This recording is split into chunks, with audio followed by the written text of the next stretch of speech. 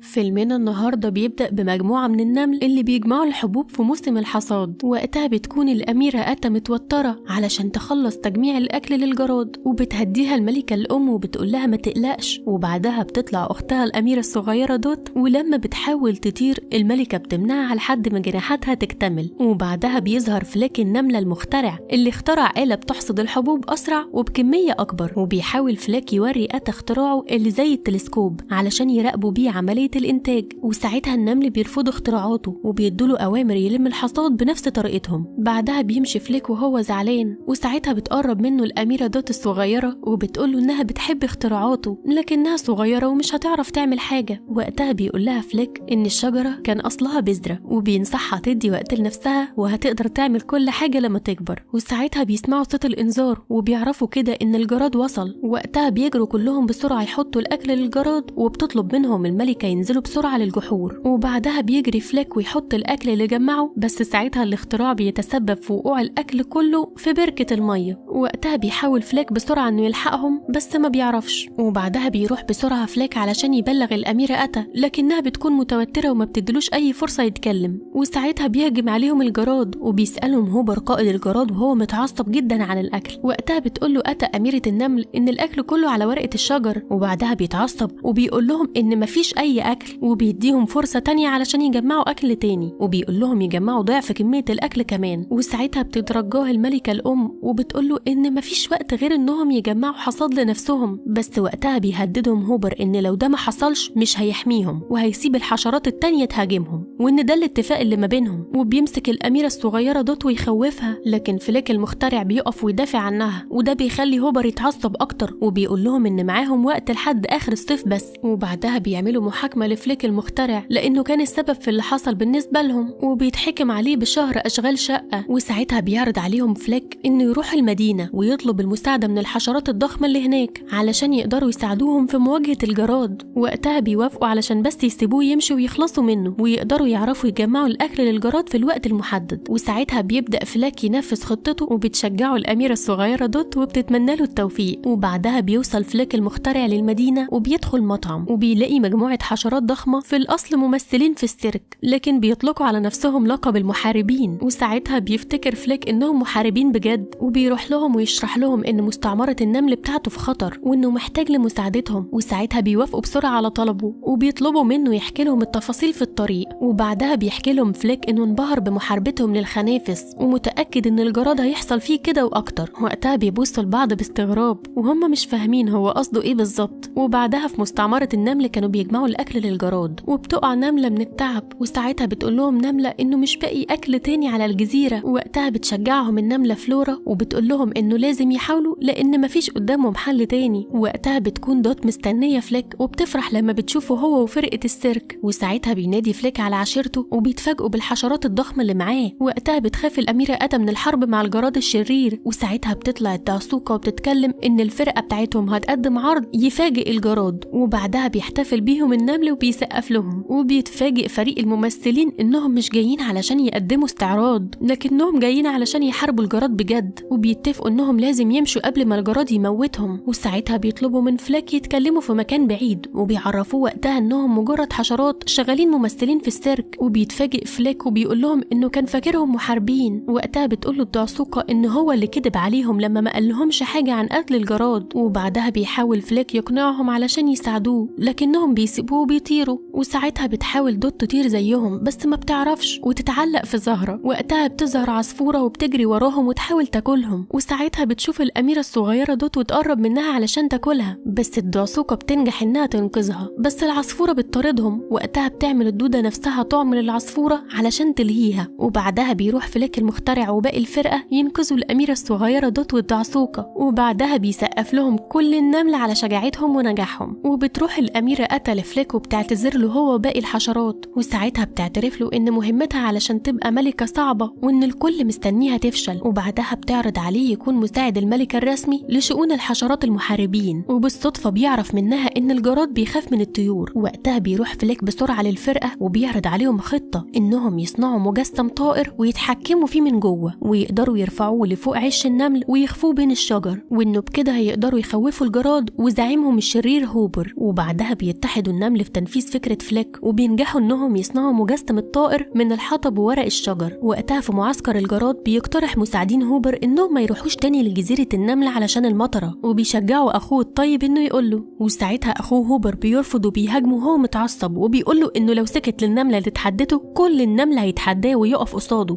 وإنه لازم يعلمهم درس. وبعدها بيروح الجراد علشان يهاجم مملكة النمل. وقتها بيكون النمل مستعد للهجوم جنب مجسم الطائر وبيراقبوا الجراد. وساعتها بيعلن النمل عن وصول حد، بس ما بيطلعش الجراد، وبتطلع عربية فيها البرغوث بي-تي اللي بيعرفهم إنه بيدور على فرقة ممثلين السيرك وبيعرض صورة ليهم. وقتها بيتفاجئ النمل إن الحشرات المحاربين مجرد حشرات ممثلين في السيرك. وساعتها بيهاجموا فليك وبتتهمه أتا إنه أناني وكذب على العشيرة كلها. وبعدها بيحاول فليك إنه يدافع عن نفسه، بس الأميرة أتا ما بتديلوش فرصة وبتطرده من العشيرة هو والحشرات، وبتقوله ما يرجعش هنا تاني أبدا. وبعدها بيوصل الجراد للجزيرة وبيتعصب عليهم هوبر لأن الأكل قليل. وساعتها بتحاول أتا تفهمه إن الوقت ما كانش كافي، بس هوبر ما بيقتنعش بكلامها وبيفرض عليهم أوامر إن مفيش نملة منهم هتنام غير لما تجيب له كل الأكل اللي على الجزيرة. وساعتها بتهرب الأميرة الصغيرة دوت منهم، وبتسمع الجراد بيقول إن هوبر هيقتل الملكة مامتها بعد ما ياخد كل الأكل. وبعدها بتروح بسرعة دوت لفليك وفرقة الحشرات وبتحكي له كل حاجة عملها الجراد الشرير، وبتقوله على خطتهم في قتل الملكة مامتها. وقتها بيقول لهم فليك وهو يائس إنه فاشل، هو عمره ما هينجح في أي حاجة، ووجوده دايما بيخلي الأمور أسوأ. وساعتها الفرقة بتشجعه وبتقوله إنه موهوب وإنهم هيقدروا ينجحوا سوا. وبعدها بيرجعوا للجزيرة وبتدخل فرقة ممثلين السيرك على الجراد. وساعتها بيقول الهوبر إنهم مدعوين من أتا علشان يقدموا له حفلة. وساعتها بيبدأوا الحشرات يعملوا استعراض علشان يلهوا الجراد. وبعدها بيتسحب فليك مع النمل والأميرة الصغيرة دوت ويطلعوا فوق الشجرة عند مجسم الطائر اللي صنعوه، وبيقدر فليك يتحكم فيه وبيطير بيه. وساعتها النمل بيعملوا نفسهم خايفين وبيترعب الجراد وبيطيروا. وساعتها بيخرج بي-تي وبيفتكر إن ده عرض شعلة الموت، فبيحب يشارك فيه وبيمسك كبريت وبيولع مجسم الطائر. وبعدها بيهرب فليك بسرعة هو ودوت وباقي النمل علشان يقدر ينقذهم من الحريق. وساعتها بيمسك هوبر الأميرة الصغيرة دوت وبيسأل النمل مين صاحب الفكرة. وقتها بيظهر فليك وهو بيتحداه وبيقول له يسيب دوت وإن دي كلها كانت فكرته. وبعدها بيفضل مساعد هوبر يضرب فليك، وساعتها بيهددهم هوبر إنه هيقتل فليك وهيقتل الملكة، وبيقول لهم إنهم مجرد نمل وموجودين بس علشان يخدموا الجراد. وساعتها بيقوم فليك وبيقول له إن ربنا إدى النمل قدرات عظيمة، وإن اللي بيعرف يأكل نفسه هو وغيره ده القوي مش الضعيف، وإن الجراد عرف كويس قوي إن النمل أقوى منهم بكتير. وساعتها بيضربوا هوبر وبيستكتوا. وقتها بتقف أتا وتدافع عنه قدام هوبر، وبينادي عليه أخوه علشان يبص وراه، فبيلاقي النمل وحشرات السيرك متحدين مع بعض. وبعدها بيحذرهم هوبر وبيقول لهم يرجعوا لورا، لكنهم ما بيسمعوش كلامه وبيهجموا عليه. وساعتها بيخاف الجراد وبيجروا منهم. وبعدها بيمسكوا الحشرات هوبر وبيحطوه في المدفع، وفجأة المطر بينزل. وساعتها بيجري النمل بسرعة ويستخبوا في الجحور. وقتها بيخطف هوبر فليك وبيطير بيه. وساعتها بتحاول فرقة المسرح